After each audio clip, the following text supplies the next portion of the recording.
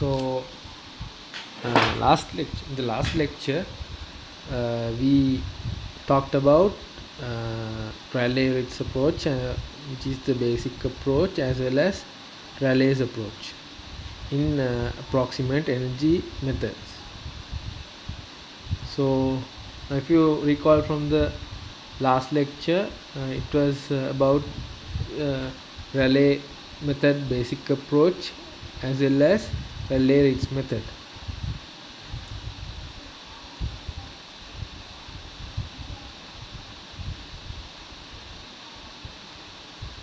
So we have to continue approximate energy methods. Now, application of Rayleigh and Rayleigh-Ritz method. So we will consider a simple cantilever with a point load at its free end. Now if you look at this diagram, now if I sketch this diagram,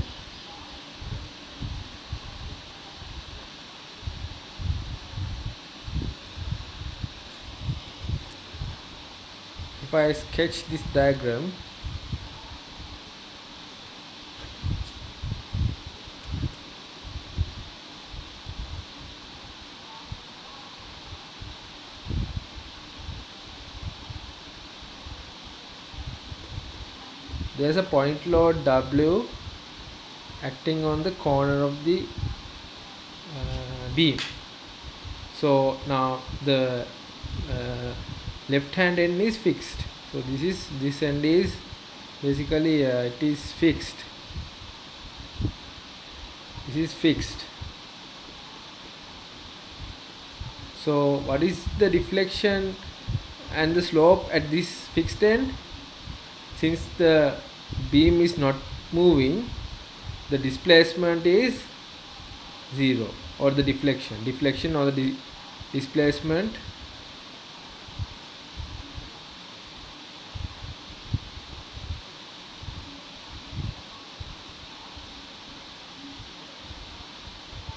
and the slope,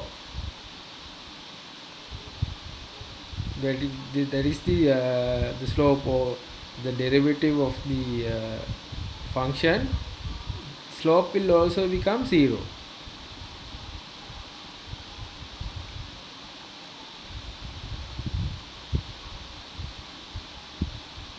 So now you know that at the fixed end the slope and the deflection is 0, but we don't know the displacement and the deflection at right hand end. The beam has a Young's modulus of E, moment of inertia I, as well as a length L. So we will consider the Rayleigh method in basic approach. Now in the basic approach, we have to choose in the first instance, let us choose to satisfy geometric boundary conditions only. So we will first consider the geometric boundary conditions.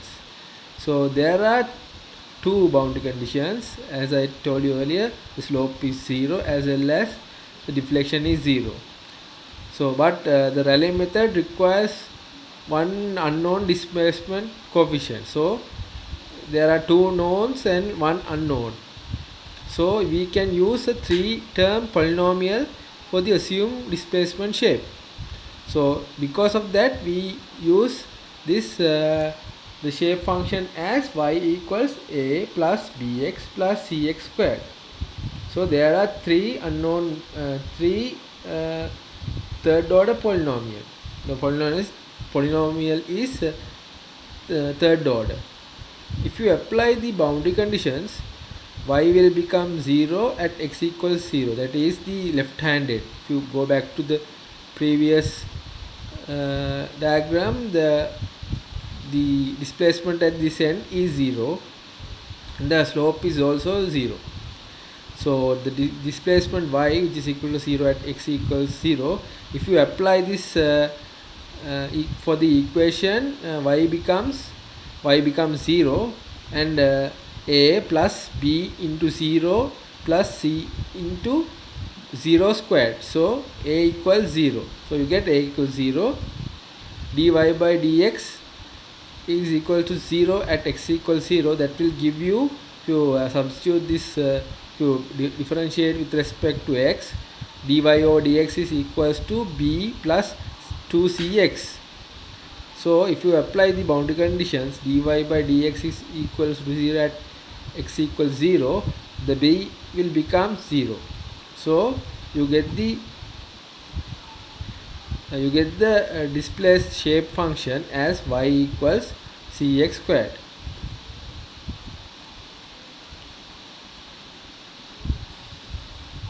So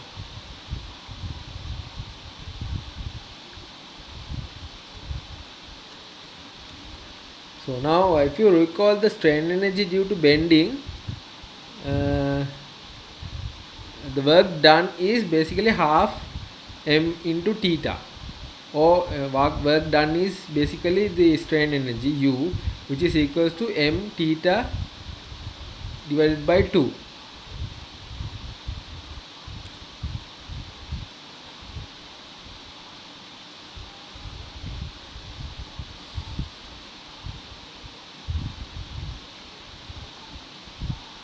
But however, if you look at the equations, you can get dx equals ds, which is r theta. If you look at the previous slide, it says that in this diagram, the triangle, that is the green color triangle, will give you the displacement s as ds, and the radius is r.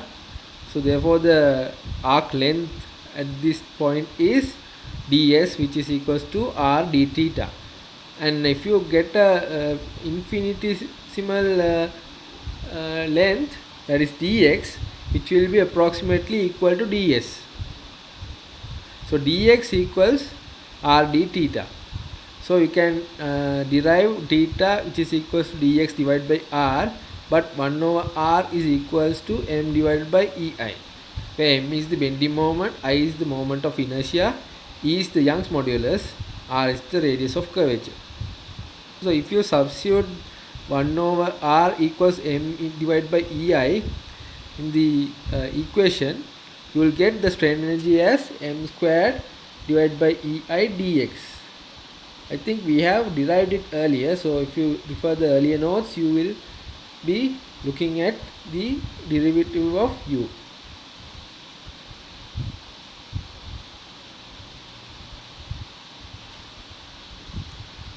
However, moment is equals to ei d squared y by dx squared. Thus, u energy is equals to ei divided by 2 integral from 0 to L d squared y by dx squared dx. Since we took the substitute the m by ei d squared y by dx squared.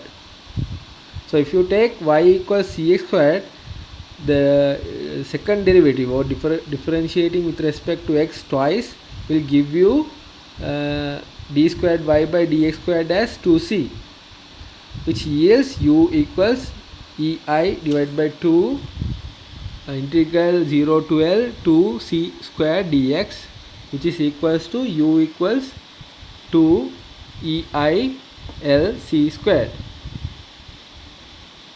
You can take the potential energy of loading as minus WCL squared, because the displacement load point at corner is CL squared.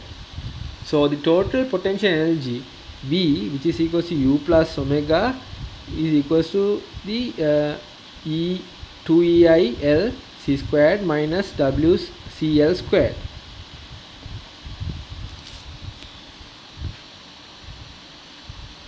So if you apply the principle of stationary principle PSTPE, so basically if you apply PSTPE, you have to get the partial derivative of the potential energy with respect to the displacement, so equals 0. So if you apply PSTPE, you will get delta V over delta C is equals to 4EILC minus WL squared. So if you apply the PSTPE, which becomes 0, so we can derive C equals WL divided by 4EI. Hence y will be equal to Cx squared. Therefore y will be equal to WL divided by 4EI x squared. So when the maximum deflection will occur at x equals L at the free end, so y will be equal to WL cube divided by 4EI. So but if you look at the correct result, it is WL cube divided by EI, so there is a 33% error.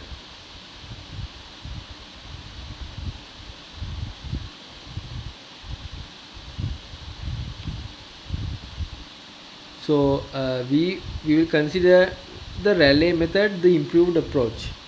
So we will be considering the Rayleigh method and the improved Rayleigh method. So we will consider geometric and bending moment conditions. Initially we selected only geometric conditions, but now we have to consider geometric and bending moment conditions. There are now 3 boundary conditions. So basically there are 3 boundary conditions. Since the method requires one unknown displacement coefficient, therefore we have to write a 4-term polynomial, because we know 3 boundary conditions as well as 1 unknown variable. So you get 4-term polynomial. So you have to define this as y equals a plus bx plus cx squared plus dx cubed.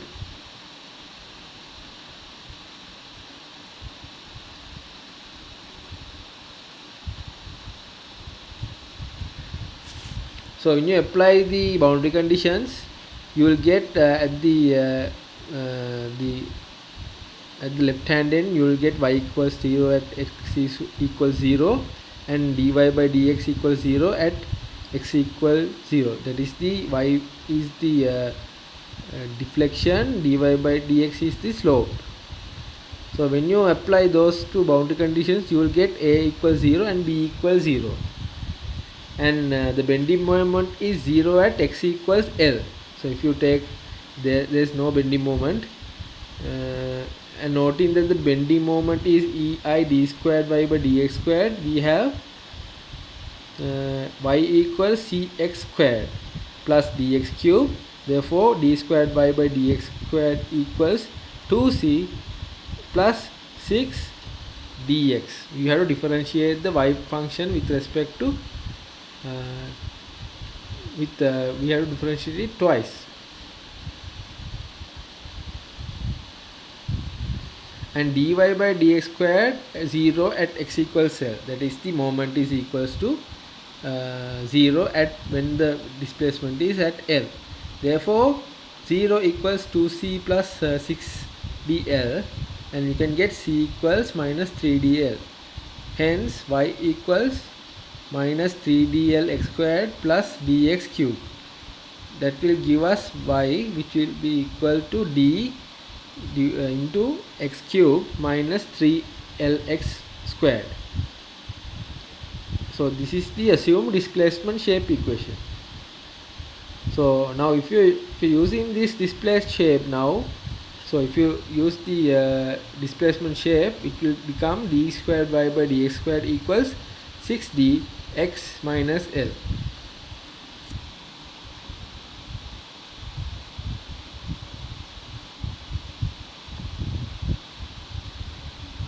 So now which yields now this below equation will give you strain energy U, which is equals to EI divided by 2 integral L to 0 d squared y by dx squared dx. This will be basically equating to 6 EI L cube d squared. The potential energy of loading omega is equals to minus W times minus 2 dl cube. Since the displacement at the load point is therefore the total potential energy V equals U plus omega, which will be equal to summation of those 2 components, the potential energy as well as the strain energy U. Now if you use this if you use the PSTP, you will get partial derivative of v with respect to d will be equal to 0. So you partially differentiate the above equation v with respect to d. So you will get 12 ei L cube d plus 2 w L cube, which will be equal to 0. Therefore d will be getting a constant value minus w divided by 6 ei.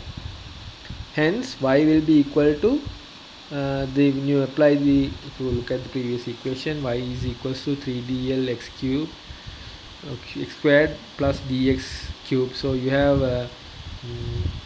to find the d. So if you substitute the value for d into that equation, you will get y equals minus w divided by 6 ei into x cube minus 3l x squared. But the maximum deflection will occur at x equals L. So when we apply the y max, it will be equal to wl cube divided by 3 ei.